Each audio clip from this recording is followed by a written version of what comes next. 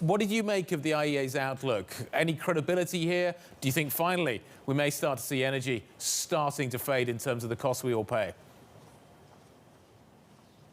Well, I think there was some contradictory stuff in the IEA report, wasn't it? Because it talks about how, there is the tide is turning and how prices are going to come off. And I don't know if you noticed, they've even issued some price forecasts, which they rarely do. Very much an effort to kind of pin or point towards the US and say, look, we don't need to do a coordinated SPR release. The balances are going to be fine. Yet they revise their oil demand forecasts higher, right? So there are some kind of inconsistencies there. Their balances, I mean, especially if you look at what they are predicting, they have a lot of unaccounted for barrels, and once you do put that in, we are still seeing very big stock draws, even in Q4 of this year.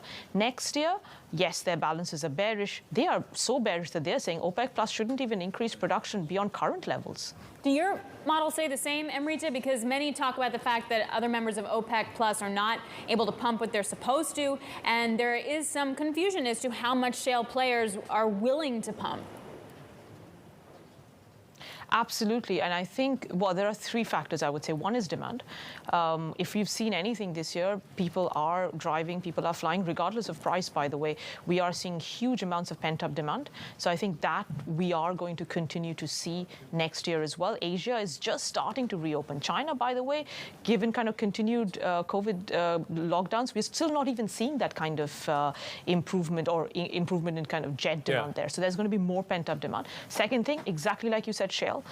Still not growing production, returning value to shareholders. And third, OPEC Plus members, plenty of them. I mean, look at the amount OPEC Plus is increasing. They're not even able to hit the 400,000 barrels per day due to underinvestment, be it Nigeria, Angola, lots of countries.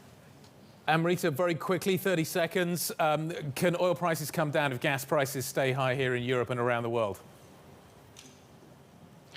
The only way it's going to come down is if you get an SPR release. Everybody's expecting that from the US. It's going to be momentarily coming down. We've priced in most of it.